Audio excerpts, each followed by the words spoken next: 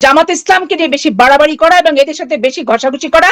আর এই যে একটা জামাত ইসলামের আমির এই শফিকুর রহমান সাহেব নিজেকে এমন আধুনিকতার তত্ত্ব দিচ্ছে যেগুলোর সাথে বাস্তবতার কোনো মিল নাই।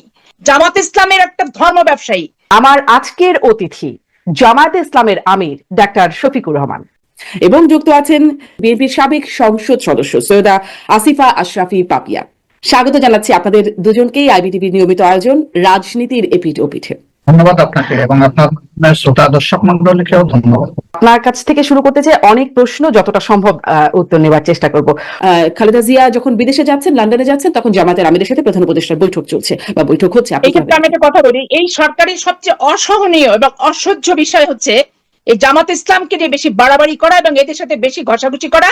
আর এই যে একটা জামাত ইসলামের আমির এই শফিকুর রহমান সাহেব নিজেকে এমন আধুনিকতার তত্ত্ব দিচ্ছে যেগুলোর সাথে বাস্তবতার কোনো মিল নাই।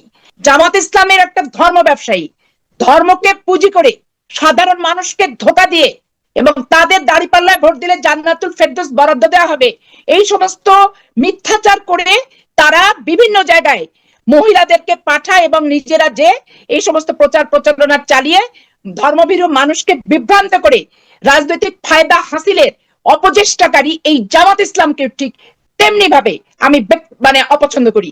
তার কারণ এদের রাজনৈতিক সত্তাই হচ্ছে ধর্ম ব্যবসা করা।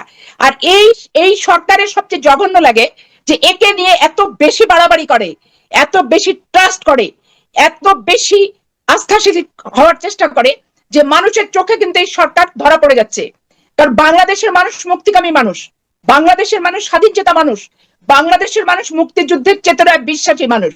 এই মুক্তিযুদ্ধ একটা মাত্র সংগঠনের কারণে মুক্তিযুদ্ধের চেতনাকে ক্ষতিগ্রস্ত করবে, আঘাত হানবে, এই জিনিসটা কিন্তু কেউ আমরা বরদাস্ত করবো না এবং আমরা বরদাস্ত করতে কিন্তু পারিও না।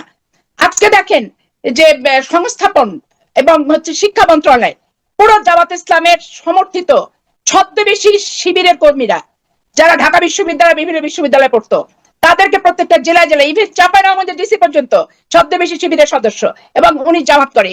ওপেন জামাত ইসলামের লোকেরা বলে বেড়ায় যে আমাদের ডিসি তো জামাত ইসলাম করে, আমাদের সংগঠন করে। তাহলে আপনি বলেন যে এইভাবে যদি প্রত্যেকটা জেলায় জেলায় ডিসি এবং তাদের শিক্ষা মন্ত্রণালয়ের এই আপনার শিক্ষা মন্ত্রণালয় আপনি জানেন যে প্রিজাইডিং অফিসার, পুলিং অফিসার শিক্ষকরাই হয়, এইভাবে যদি তারা এই সরকার প্রমোট করে রিক্রুট করে তাহলে সামনের নির্বাচনকে আমরা আস্থাশীলতার জায়গায় নিয়ে যাব কিভাবে, এটাও কিন্তু ভাববার বিষয় আছে। এক অপশাসক এক খুনিকে সরাতে যে আর এক খুনিকে পুনর্বাসন আমরা কিন্তু করব না, বাংলাদেশের মানুষ কিন্তু সেটা করবে না। তো এই জন্য এই সরকারের বিন্দুমাত্র চেতনায় থাকা উচিত যে বাংলাদেশের মানুষ মুক্তিযুদ্ধের চেতনাকে ধারণ করে, লালন করে, বিশ্বাস করে, সম্মান করে, আনুগত্যশীল মুক্তিযুদ্ধের চেতনার প্রতি। অতএব নাড়া ঘাটা যে যাই করুক মোটামুটি ভাবে একটু লেভেল রেখে এদের চিন্তা করা দরকার, এমন কিছু করা উচিত নয় যাতে তারা বিতর্কিত হয়। এই জন্য এই সরকারের এই ব্যাপারে এখন আরেকটা কথা বলি, এই সরকার সংস্কার মাঝে মধ্যে হঠাৎ হঠাৎ স্বপ্ন দেখার মতো করে সংস্কার কথা উচ্চারণ করে যখন রাজনৈতিক সংগঠনগুলো বেশি সোচ্চার হয় যে নির্বাচনের দিন তারিখ নিয়ে। এখন তারা যদি মনে করে যে ইচ্ছা মতো সময় নিয়ে দীর্ঘায়িত হওয়ার পরে হঠাৎ হঠাৎ আমরা সংস্কারের কথা বলে আমাদের ক্ষমতায়নটা দীর্ঘায়িত করব, এটাও কিন্তু অশুভ লক্ষণ হবে, অশুভ ইঙ্গিত হবে। এবং যে আগস্টের চেতনা, অভ্যুত্থান এবং 15 বছর যে আন্দোলনের একটা কামিয়াব লক্ষ্যে পৌঁছানোর যে স্পিরিটটা সেটা কিন্তু ব্যাহত হবে। এরা যখন ক্ষমতার বিপক্ষে থেকে ক্ষমতাসীনদের নিয়ে এরা সমালোচনা করেছে, আজকে এরা বাজার দর নিয়ন্ত্রণ করতে ব্যর্থ, মানুষ মেনে নিচ্ছে দাঁতে দাঁত চেপে যে ঠিক আছে একটা অবৈধ শাসককে সরিয়ে এসছে, একটু সময় দিই। আজকে ট্রাফিক জ্যাম এত বেশি ঢাকা শহর গোটা বাংলাদেশে, সেখান থেকে ধরেন মানুষ নাভিশ্বাস এবং কোথাও কোনো সিস্টেম নাই, শৃঙ্খলা নাই, প্রশাসন নীরব হয়ে বসে আছে, কোনো কার্যকারিতা নাই, টেবিল চেয়ার আছে, পোস্ট আছে, বেতন খাচ্ছে কিন্তু ভূমিকা নাই। কারণ প্রশাসনে এত অবৈধ শাসনের ক্ষমতা প্রয়োগ করে অভ্যস্ত হয়ে গেছে যে তারা বৈধ শাসনের কথা কি করা উচিত, দায়িত্ব এবং কর্তব্য বোধটাও কিন্তু তারা ভুলে গেছে। এমত অবস্থা ইনারা যদি মনে করেন দল গঠন করব, ক্ষমতায় বসে থাকবো, থেকে একটা পাতানো নির্বাচন দিব, বাংলাদেশের মানুষ কখনোই কোনো এই অবৈধ এবং এই টাইপের মানসিকতা সম্পূর্ণ সংগঠন ব্যক্তি এদেরকে মেনে নেয়নি, সমর্থন দেয়নি, মানবে না, মানতে পারে না। এটাই হচ্ছে চরম নির্বাচনের সংখ্যা কেন করছেন? যেভাবে ডিসি এবং শিক্ষা মন্ত্রণালয় নিয়োগ দিচ্ছে এবং বিভিন্ন জেলায় জেলায় জামাত ইসলামকে যেভাবে প্রশাসনিকভাবে যে দৌরাত্ম্যটা আমি উপলব্ধি করছি এবং কিছু কিছু ক্ষেত্রে আমি নিজে প্রত্যক্ষভাবে অবলোকন করছি, এতে আমার সন্দেহ হচ্ছে প্রথমত। দ্বিতীয়ত হচ্ছে এরা যদি সংগঠন তৈরি করে, তাহলে ক্ষমতায় থেকে সংগঠন তৈরি করলে তাদের অধীনে কি পাতানো নির্বাচন ছাড়া অবাধ, সুষ্ঠু, নিরপেক্ষ, গ্রহণযোগ্য সার্বজনীন নির্বাচন হওয়ার কোনো সম্ভাবনা থাকে কি? থাকে তো না। আমরা তো ক্ষমতার বাইরে, আমরা আগেও বলেছি যে আমরা নিজেরাও ক্ষমতা থেকে নির্বাচন দিতে চাই না, আর কেউ ক্ষমতা থেকে নির্বাচন দেখ, এটা আমরা চাই না।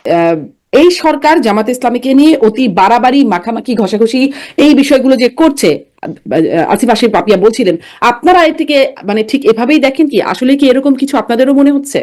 বিএনপি তো আমার সামনে নাই, আপনি আছেন। আপনি একজন সচেতন সাংবাদিক হিসাবে আপনি কি একটু বলবেন যে উপদেষ্টা পরিষদের কোন লোকটা জামাত ইসলামের? আপনার কি জানা আছে? একটু বলতে পারবেন? এটা আপনার জোট সঙ্গী, একসময় জোট সঙ্গী, তারা আপনাদের সম্পর্কে ধারণা পোষণ করছে। Nobody is there. তারা কারা? তাদেরকে আমি কোন দলীয় পরিচয়, কারো প্রতি সহানুভূতিশীল, কারো প্রতি দুর্বল, তার অতীত রাজনৈতিক সংশ্লিষ্টতা, এই নিয়ে আমি তাদেরকে প্রশ্নবিদ্ধ করা আমার জন্য আমি উপযুক্ত নই। তাহলে আপনি কি বলবেন যে না, আপনার আসলে আপনাদের সাথে সরকারের বিশেষ কোনো সম্পর্ক বা কোনো প্রভাব নাই, আপনাদের সরকারের উপর কোনো গুরুত্ব নেই? 10টা দলের যেমন আমাদেরও তেমন, প্রশ্নই ওটা। জি, এই যদি এটা বলে থাকেন, এটা আরেকটা আনজাস্ট। আপনার কাছে এবার একটু আসি যে আপনারা রাষ্ট্র সংস্কারে যে 41 দফা প্রস্তাব দিয়েছেন, সেই বিষয়গুলো নিয়ে একটু কয়েকটা বিষয় একটু কথা বলতে চাইবো। আপনারা বলছেন বিচার বিভাগকে নির্বাহী বিভাগ থেকে আলাদা করা বহুদিনের দাবি, এটা এরকম একটা দাবি আছে। বিভিন্ন ন্যায় বিচার নিশ্চিতে আইন সংস্কার, পুলিশ সংস্কার, দুদককে শক্তিশালী করা, পুলিশ আইন পরিবর্তন, এরকম বেশ কিছু, মানে যেহেতু 41টা দফা, অনেক কিছু আছে আপনাদের সেই দফায়। আপনারা তো 2001 থেকে 6 বিএনপি জামাত জোট সরকার করেছিল, তখন এই বিষয়গুলো নিয়ে কেন ভাবেননি? মানে বিচার বিভাগকে পৃথকীকরণ, এই বিষয়গুলো তো পুরনো বিষয় ছিল, তখন কেন এই বিষয়গুলো নিয়ে আপনারা কাজ করেননি? প্রশ্ন করেছেন, আমি মিডিয়ার সামনে এই প্রশ্নের মুখোমুখি বারবার হয়েছি এবং আপনার কাছ থেকে আজকে আবার হলাম। এই জন্য আপনাকে ওয়েলকাম এই প্রশ্ন করার জন্য। এই বিষয়গুলো, অতীতের অভিজ্ঞতাগুলো সামনে রেখেই এবারকার এই ইন্টারিম গভর্নমেন্টের জন্য আমরা মূল থেকেই বলে আসছিলাম যে তাদেরকে যৌক্তিক সময় দিতে হবে। আমরা কিন্তু মূল থেকে কোনো সময় বেঁধে দেইনি যে এতটুকু সময়ের সীমাবদ্ধতার মধ্যে যা পারেন আপনাদেরকে করতে হবে, ওটা আমরা বলি নাই। আমরা বলছি যে এই সরকারকে এই মৌলিক জায়গাগুলোতে সংস্কার করে ফেলতে হবে। কারণ এটা আমরা অতীতেও দেখেছি যে আমরা যখন রাজপথে থাকি, রাজনৈতিক দলগুলো, আমি শুধু আমার দলের কথা বলছি না, আমি সবার কথা বলছি, আমরা যখন রাজপথে থাকি রাজনৈতিক দলগুলো, তখন অনেকগুলা ব্ল্যাক লর ব্যাপারে আমরা আমাদের কনসার্ন আমরা এক্সপ্রেস করি যে আমরা এত উদ্বিগ্ন, জাতির এই ক্ষতি হবে, এটা পরিবর্তন করা দরকার, এটা থামিয়ে দেওয়া দরকার। কিন্তু সেই আমরাই যখন আবার দেশ শাসনের সুযোগ পেয়েছি, আমরা তখন সাথে সাথে এটা ভুলে গেছি। প্রত্যেকটা দলের একই অবস্থান ছিল, এটা আমার নির্দ্বিধায় স্বীকার করতে কোনো অসুবিধা নেই। এই জন্য আমরা চাই যে গভর্নমেন্টটা কোনো দলের নয়, যে গভর্নমেন্টটা একটা ঐক্যমতের সরকার, যাদেরকে আমরা দায়িত্ব দিয়ে বসিয়েছি। তারা নির্বাচিত হয়ে এখানে আসেননি, ভোট প্রার্থী হয়ে আসেননি, তারা এসেছেন জনগণের আকাঙ্ক্ষা ফুলফিল করুন। এই সরকার দ্বারা এই কাজগুলো আমাদের সমাধান হয়ে যাওয়া দরকার। এই জন্য আমাদের এই ক্ষেত্রে ভয়েস ক্লিয়ার এন্ড লাউড, একেবারে পরিষ্কার। আমরা চাই না। তারেক রহমান কবে ফিরবেন, এই বিষয়ে কি আপনাদের ধারণা আছে? তারেক রহমান কবে ফিরবেন এই বিষয়ে আমি যে পর্যায়ের দলে আমার অবস্থান, এই উত্তর আমার পক্ষে স্পষ্ট করে দেওয়াটা সম্ভবপর নয়।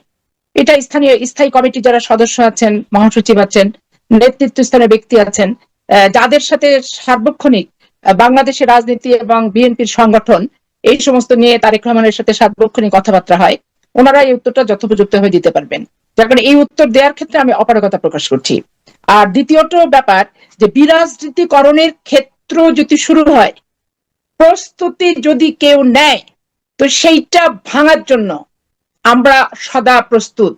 কারণ আমরা রাজনীতিকে অপরাজনীতিও চাই না, বিরাজনীতিকরণও চাই না। আবার রাজনীতিকে পুঁজি করে অনির্বাচিত হয়ে দীর্ঘদিন ক্ষমতার জগদ্দল পাথরের মতো চেপে রেখে মানুষকে নির্যাতনের হাতিয়ার হিসেবে কয়েকটা দিনক্ষণ তারিখ, যে 5ই জানুয়ারি 2014 আর 18 সাল অমুক ডিসেম্বর, আর হচ্ছে এই 2024-এর জানুয়ারি মাসের 7 তারিখ, এই তারিখ আমরা বুঝি না। কারণ আমরা ভোটের অধিকার এবং রাজনৈতিক সংস্কার, যেটা এই সংস্কার এবং রাজনীতি, দুর্নীতিমুক্ত রাজনীতি, তারপরে হচ্ছে প্রাতিষ্ঠানিক যে দুর্নীতিগুলো হচ্ছে, বিচার বিভাগ বলেন, পুলিশ বিভাগ বলেন, আইন বিভাগ বলেন, নির্বাচন কমিশন বলেন, সচিবালয় কেন্দ্রিক বলেন, এগুলো অবশ্যই চিরতরে নির্মূল করতেই চায় বিএনপি, এবং নির্মূল করেই জনগণের প্রত্যাশিত একটি রাজনৈতিক সংগঠন এবং একটি সরকার যে প্রকৃত ভোটে, বিশ্বাসযোগ্য ভোটে, সকলের অংশগ্রহণের ভোটে নির্বাচিত হবে, এই প্রত্যাশা আমাদের এখন পর্যন্ত অটুট, কোনো প্রকার পরিবর্তন হয় নাই। অপরিবর্তিত মানসিকতা এখন পর্যন্ত আছে এবং ততক্ষণ পর্যন্ত থাকবে যতক্ষণ পর্যন্ত আমরা কামিয়াব লক্ষ্যে পৌঁছাতে না পারি। বলছিলেন যে তারেক রহমান কবে ফিরবেন সেটি আসলে আপনাদের পক্ষে এই মুহূর্তে জানা সম্ভব না, হয়তো স্থায়ী কমিটির নেতারা জানতে পারেন, কিন্তু কেন ফিরছেন না? মানে আগে সরকারে আমরা জানি তার জন্য সংকটপূর্ণ ছিল বাংলাদেশে সেই সময় আসাটা, কিন্তু তারপরে এখন 4 মাস চলে গেছে এই সরকার আসার পরে, এখনো তিনি ফিরছেন না। আচ্ছা, গেলেন, খালেদা জিয়া গেলেন লন্ডনে, এরপর কবে আসবেন সেটি আপনি জানছেন না, কেন আসছেন না সেটি কি আপনি বলতে পারেন? আসলে আমি বলছিলাম যে আমার অবস্থানটা দলে যে জায়গায়, মানে সেই জায়গা থেকে এই বিষয়টা আমার জানার যে এখতিয়ার বলেন কি জানার যে জায়গা বলেন, সেই ক্ষেত্রে আমি নাই। এটা পার্টির স্থায়ী কমিটির সদস্যবৃন্দ এবং মহাসচিব জানবেন। তবে আমার সুস্থ জ্ঞানে আমি যেটা বুঝি যে তারেক রহমান সাহেব 15 বছর উনি এই যে পারিবারিক রাজনীতির যে বিষয়টা আছে, রুহুল হোসেন প্রিন্স ভাই তুললেন, এখানে দেখেন জিয়াউর রহমান যখন নির্মম ভাবে নিহত হয় 30শে মে 1981 সালে চট্টগ্রাম সার্কিট হাউসে, তখন পার্টি বেগম খালেদা জিয়াকে ছাড়া বিভিন্ন জনকে নেতা বানিয়ে চালানোর চেষ্টা রাজনৈতিক সংগঠন বিএনপির লোকেরা করেছে, কিন্তু যখন পর্যায়ক্রমে দেখেছে ব্যর্থ হয়েছে, দল ভেঙে নতুন দলে যাচ্ছে, তখন আস্থার জায়গা বেগম খালেদা জিয়াকে দায়িত্বটা দিয়েছে। এবং বেগম খালেদা জিয়া দীর্ঘ 9টি বছর আন্দোলন করে উনি ওনার যোগ্যতা, আপোষণীয়তা, স্বকীয়তা এবং বিএনপির মতো একটা সংগঠন শহীদ রাষ্ট্রপতি জিয়াউর রহমানের অনুপস্থিতিতে ঠিক তার মতো করে, তার আদলে, তার মানসিকতা এবং তার রেখে যাওয়া দলটাকে তার লক্ষ্যমাত্রায় পৌঁছানোর জন্য যোগ্য ব্যক্তি হিসেবে দল যে সেদিন সিদ্ধান্ত নিয়েছিল, সেটি কিন্তু পরবর্তীতে প্রমাণিত হয়েছে। তারেক রহমান সাহেব বিএনপি ক্ষমতায় থাকাকালীন সময় পর্যন্ত 2006 সাল 1/11 আসার আগ পর্যন্ত পার্টিতে পোস্টফোলিও ভাবে কোথাও এমপি কি মন্ত্রী এগুলোর ভিতরে উনি কিন্তু ছিলেন না। কিন্তু পার্টির যখন দুর্দিন, মা গৃহবন্দী, মাকে আটকে রাখছে, মাকে চিকিৎসা নিতে দিচ্ছে না, দল পার্টি নেতাদের লক্ষ লক্ষ মামলায় ঝুলছে, উনি যেখানে ছিলেন সেখান থেকে এই 15টি বছর এই দলটিকে নেতৃত্ব দেওয়ার চেষ্টা করেছেন এবং সফল নেতৃত্ব দিয়েছেন। দল তার নেতৃত্বে সুসংগঠিত, তার নির্দেশিত কর্মসূচি এবং তার নির্দেশিত পথেই বাংলাদেশের বিএনপি পরিচালিত। অতএব এইখানে -2 আর -1 আর জিয়াউর রহমানের পরিবার দেশে না বিদেশে কিচ্ছু যায় আসে